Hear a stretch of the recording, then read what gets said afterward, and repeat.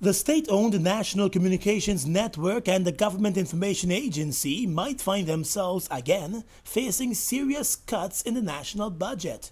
Last year, the opposition parties in Parliament used their majority to reduce the budgetary allocations to the two entities to just $1 each.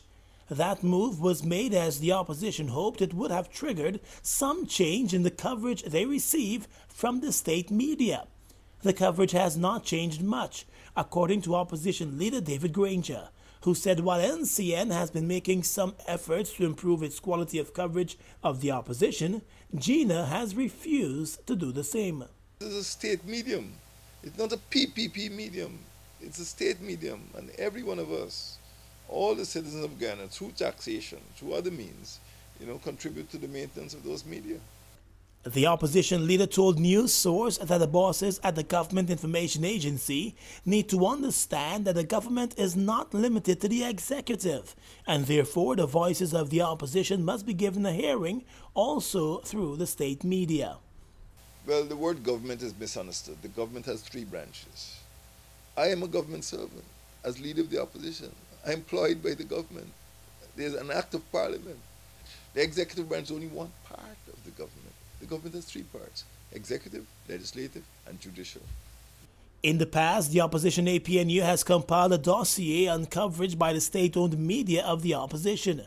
When there is coverage, Granger contends it is mostly in a negative light. That, he believes, must change. Well, A, it was negative, and B, it was in response to something that a speaker on the government side had made. For example, when Mr. Greenwich made his presentation, it was only when Mr. Irfan Ali rose to refute some of the claims of Mr. Greenwich that Mr. Greenwich's name was mentioned.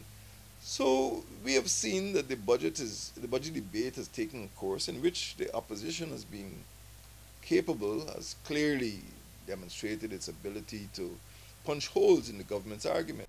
Just last week, the Speaker of the National Assembly was forced to warn and threaten the Ghana Chronicle and iNews with sanctions after the two carried a false report of the budget presentation made by an APNU member of Parliament. The Ghana Chronicle apologized for the report. The opposition parties have been complaining for years about the way the state media handles matters concerning them. This is Gordon Mosley reporting for News Source.